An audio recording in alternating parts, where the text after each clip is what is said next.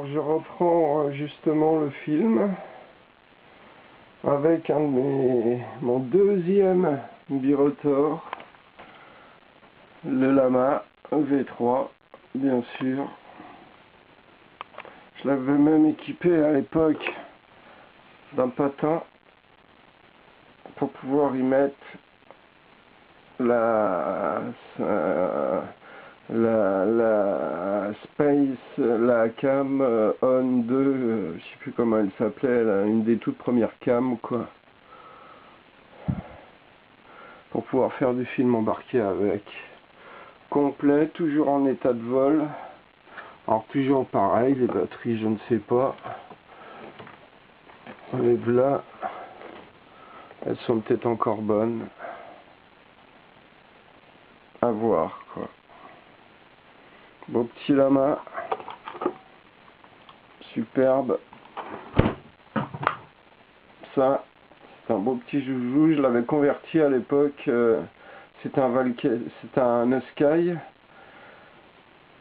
Et je lui avais mis un récepteur Valkera dessus en 2-4 Go alors qu'il était en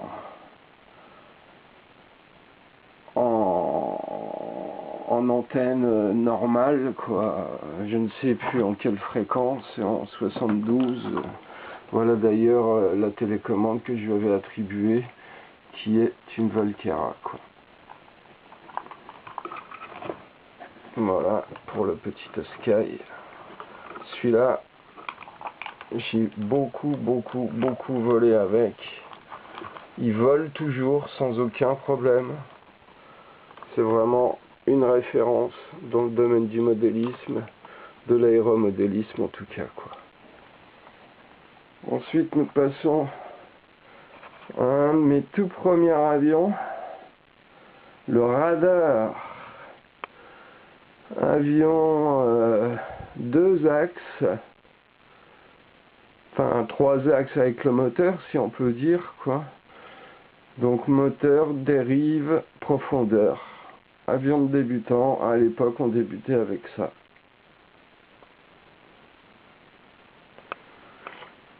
Je me suis embarqué aussi à l'époque dans le bateau.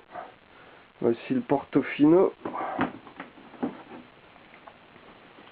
Mais bon, à cette époque-là, c'était le tout début de l'électrique. Des batteries NiMH avec aucune autonomie. C'était un offshore, mais il avançait que dalle. Ensuite, nous passons au Copter X, clone du T-Rex 250. Alors dès le début, j'ai eu problème avec celui-là, quoi, puisque à son deuxième vol, la télécommande n'a plus répondu, j'étais en intérieur. Il est parti plein gaz tout seul, plus de réponse sur les sticks, et du coup j'ai eu très peur et très chaud, parce qu'il est parti dans tous les sens. Alors on voit il est complètement en vrac, hein, moteur, tout ça, mais il y aurait de quoi pouvoir le réparer, toujours pareil, avec un peu d'argent. Là sa télécommande, voilà. Ok, la télécommande du Copter X. J'avais fait une réclamation à Hobby King à l'époque, puisque je l'avais acheté là-bas, en leur disant ce qui s'était passé. Et il n'y a rien eu à faire. Je suis resté. Ils n'ont jamais compris. Ils m'ont parlé qu'ils me renverraient un cerveau. Aucun rapport avec la demande que je pouvais faire à l'époque. Et du coup,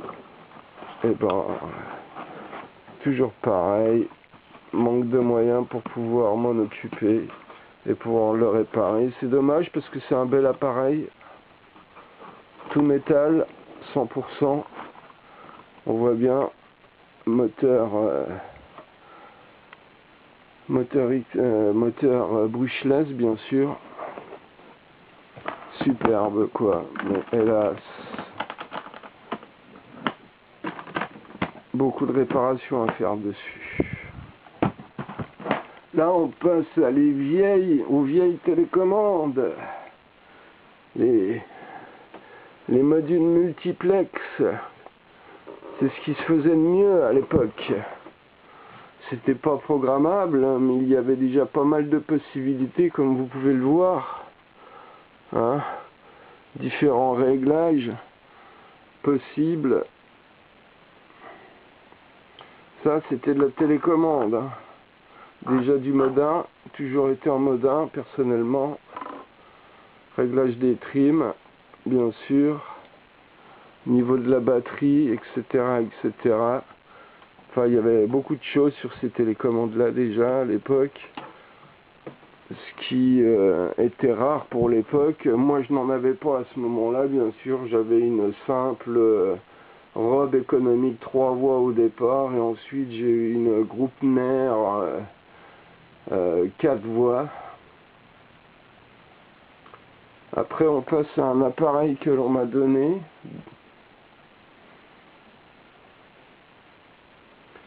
Je ne connais pas son nom. Si, c'est le Pennzoil. On le voit là. Alors celui-là, il était, c'est un avion aussi qui date de la vieille époque, donc moteur à essence. On voit, il a tout, hein, pratiquement. En fait, il lui manque plus qu'à passer l'étranglerie et puis à l'équiper en électrique. Alors là, superbe appareil aussi avec lequel j'ai volé. Un 3 axes aussi, il n'y a pas de dérive. Le Chico, moteur à essence.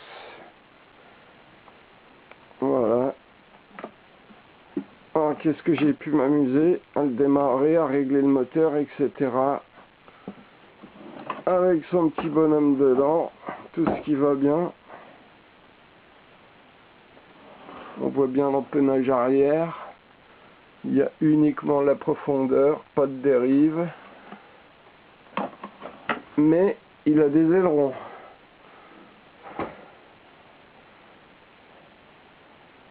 Donc c'était déjà un avion de figure, comme celui qui est là. C'est ce qu'on appelait à l'époque les multis. Avions de figure.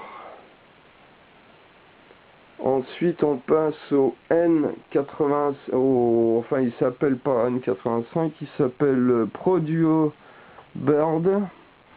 Idem. Un avion qu'on m'a donné.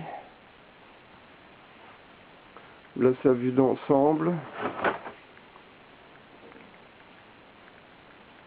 Lui, c'est pareil, il est tout équipé. Bon, là, vous voyez qu'il manque les volets arrière, mais je les ai. Les tringleries sont passées, il a son train d'atterrissage. Il était prévu, forcément, toujours pareil, moteur à essence, vous voyez, les tringleries. Tringlerie qui ressort, tringlerie moteur, par exemple, quoi. Là, pareil. Super avion multi, donc avion de figure, qui serait bon à être rééquipé en moteur électrique.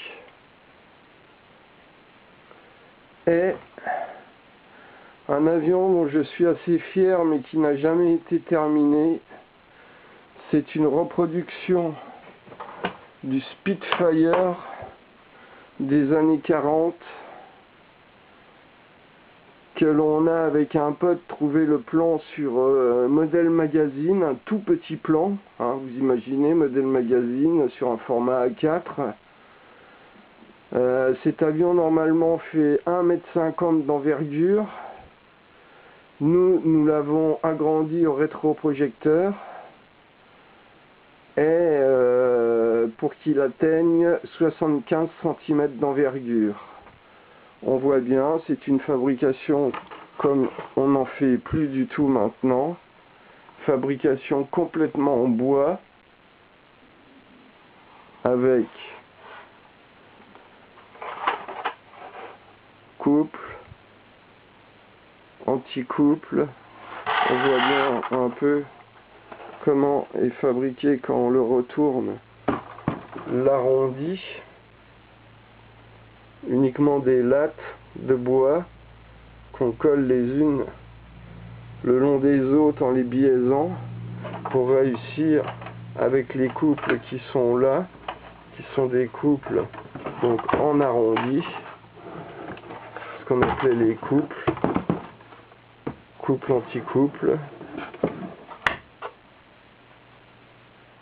Et ces deux bouches à l'avant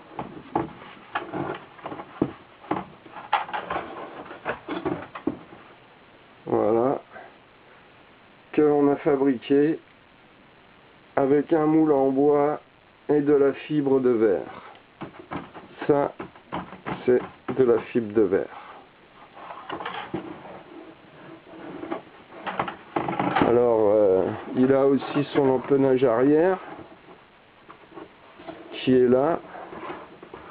Attendez, le temps que j'arrive à le stabiliser un peu, c'est pas évident parce que là je suis dans la pièce fourre-tout. Donc il y a son empennage arrière que voilà, qui vient comme ceci dessus. Bon là je vais sans doute avoir du mal à le stabiliser, à le mettre. Voilà en gros. J'ai aussi sa dérive quelque part. Les tringleries sont déjà passées. Mais je n'y ai jamais fait son aile. C'est au moment où je suis parti à l'armée, j'ai dû arrêter. Projet peut-être à finir un jour aussi.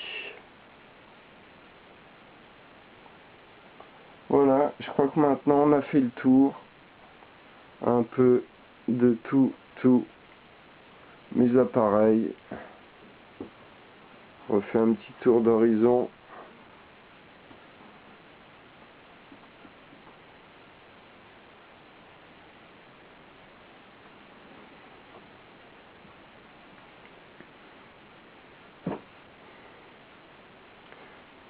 Sur le premier film, on voyait pas bien. Là voilà un petit peu tout le Sudoku, avec lequel je n'ai pas beaucoup volé hélas parce qu'il a vite de Park Zone, Darky là aussi il me semble. Le Nine Eagle que vous connaissez tous, le tout premier modèle bien sûr.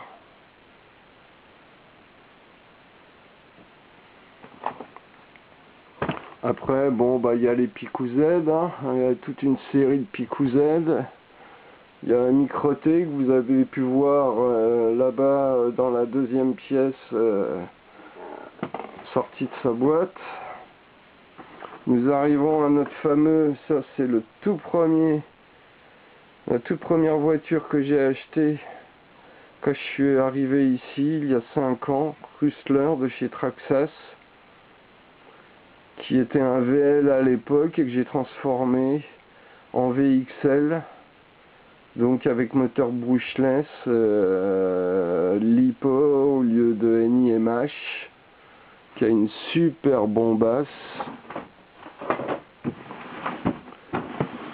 J'ai racheté aussi à un membre du forum le Stampede, qui est son équivalent, mais en forme pick-up.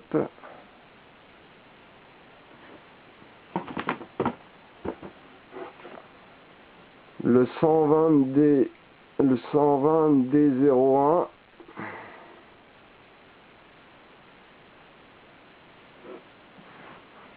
Après nous avons aussi toute une série, bon bah la série des Stingray, comme vous avez pu les voir posés sur ma petite étagère sur le film d'hier.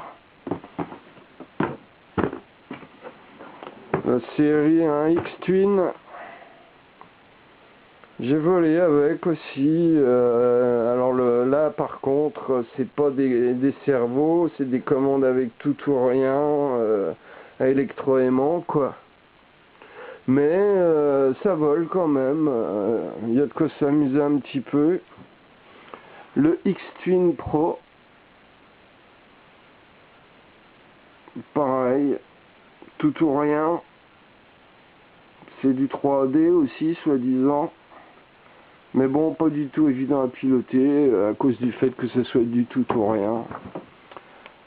Je m'étais aussi, à l'époque, les quadrimoteurs n'existaient pas comme ils sont maintenant.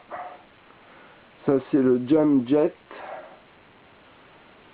Un quadrimoteur quand même, déjà à l'époque, avec un fuselage tout léger en polystyrène.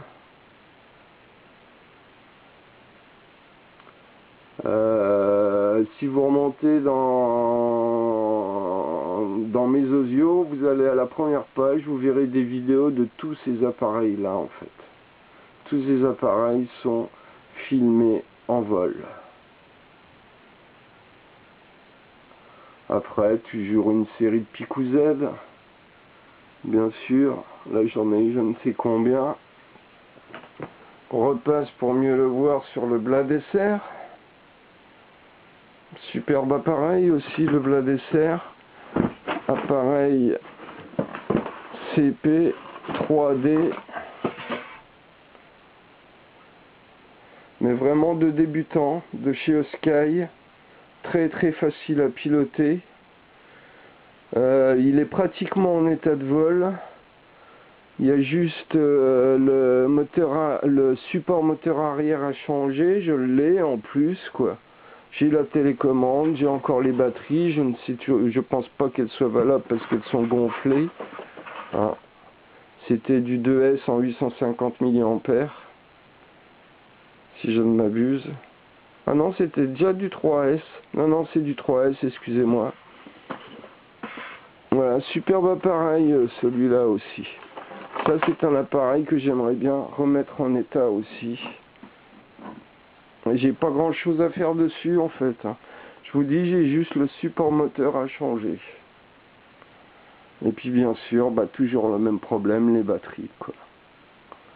Et ça, c'est vraiment le CP le plus facile à piloter qui peut exister, à moins qu'il y en ait d'autres qui soient sortis depuis, mais dans cette taille-là, en tout cas, c'est le CP Sky. Alors lui, il est pas en moteur brushless, avec sa télécommande qui est là, qui n'est pas programmable, mais qui a déjà quelques fonctionnalités avec des boutons pour le gyro, etc. Ça, je l'adore celui-là, et je vais bientôt le remettre en état pour pouvoir voler avec. J'aurais bien aimé aussi pouvoir, si j'apprends bien avec le T-Rex, celui-là, ce sera une vraie rigolade à faire voler sur simulateur. Je fais absolument ce que je veux avec, quoi.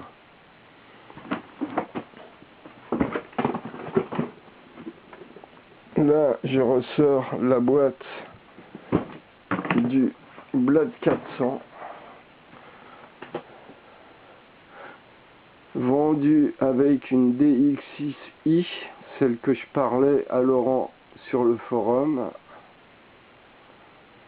Lui, j'ai eu pas mal de problèmes. Il est tout remonté là, mais je n'arrive pas à régler l'anticouple, quoi. En fait, je peux le déballer vite fait.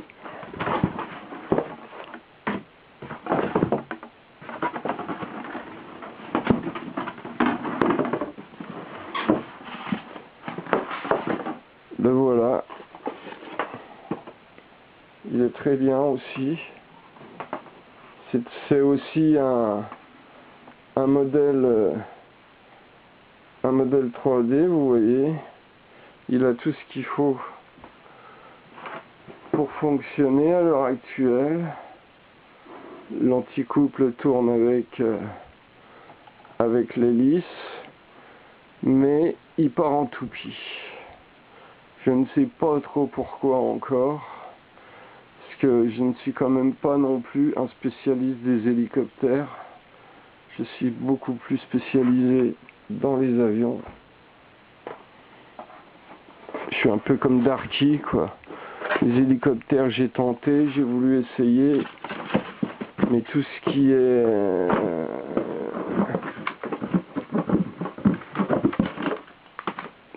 birotor, tout ça, pas de problème. Ce qui est pas fixe, pas de problème. Mais alors, quand il a fallu passer au CP, là, c'est carrément une autre chose. Faut bien se dire que le CP, c'est quand même l'hélicoptère le plus compliqué à piloter. Là, on a le Blad MQX de l'époque. Le tout premier modèle aussi, que j'ai toujours, qui est en état de vol, pareil, mais bon, les batteries sont mortes, bien sûr. Après, vous avez l'Air Slide, vous connaissez, j'imagine. Bien sûr, on a aussi le T-Rex 100S. Lui, il est aussi en état de vol. Il me manque juste l'anticouple arrière. Il est superbe, j'aimais bien cet appareil, j'aimais bien son vol.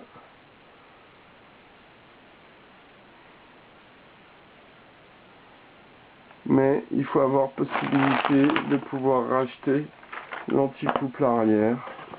Voilà sa télécommande. Belle petite télécommande, mais très petite à mon goût, mais on s'y fait quoi. Petite batterie livrée dans la boîte avec le petit chargeur de batterie.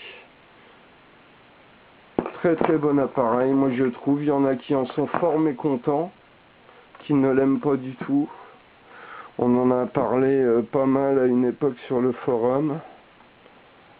Mais personnellement, j'adore cet hélicoptère. Dès que je pourrai, j'y rachèterai un moteur anti-couple. J'ai juste ça à racheter pour pouvoir le remettre en l'air. Voilà, on va quand même remballer au fur et à mesure parce que sinon on va plus s'y retrouver.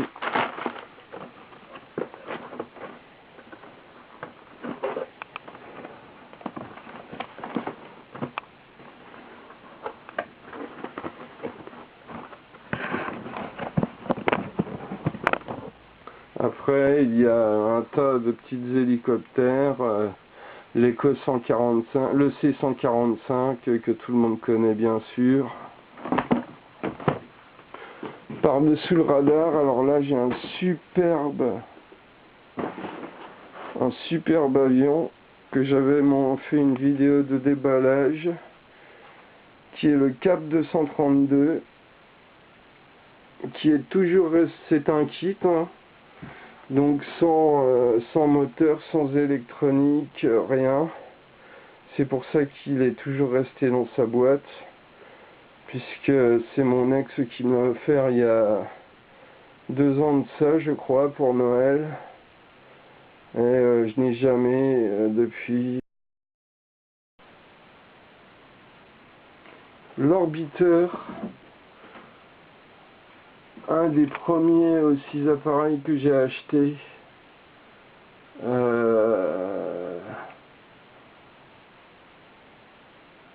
Birotor. Je me suis bien amusé avec aussi. Bon, puis après, on a différents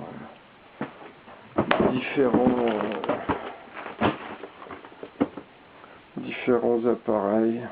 Une série l'Apache 3 en 1, Apache 64D, le Mini X, tout petit birotor, super vol, j'ai toujours bien aimé son vol pour un birotor, assez étonnant d'ailleurs. Après j'ai acheté une série de voitures aussi. Mais ça c'est pareil, ce sont pas de superbes voitures, c'est plus du jouet qu'autre chose, puisque les commandes c'est du tout ou rien.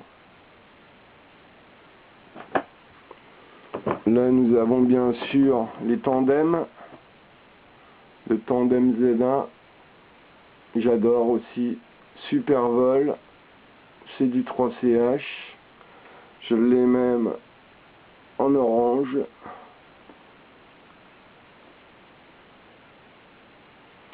Et mon premier birotor,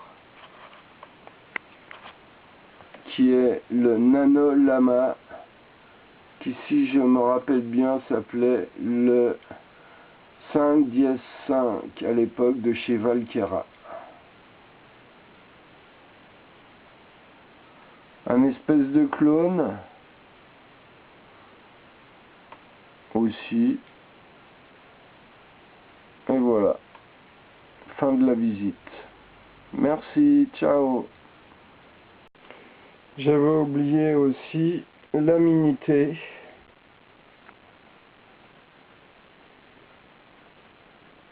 Micro-T, Minité.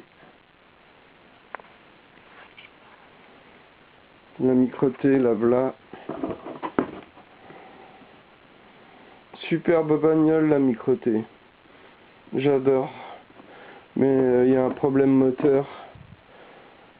Le moteur ne tourne plus. Et je voulais vous montrer aussi, je crois que j'ai oublié, ah oui, il est là ici.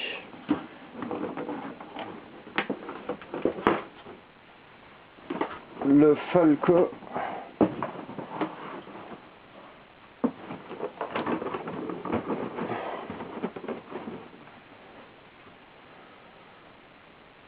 Avion pas mal du tout. Avec hélice éjectable, déjà une bonne petite batterie dedans, une batterie, comment dire, qui pouvait, je me rappelle plus trop, mais qui se change en fait.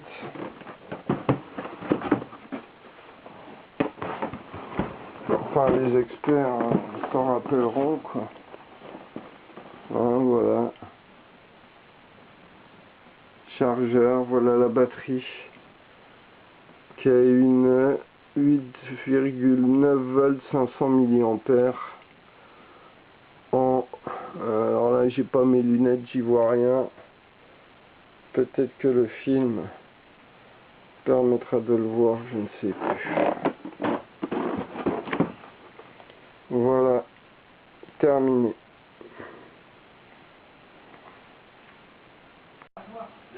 Je reviens sur le plus beau de ma collection, je trouve, le Flip 3D que je vous ai montré tout à l'heure, mais là on le voit mieux, il y a plus de lumière, qui est vraiment tout en bois, tout en transparence, avion 3D à 100%,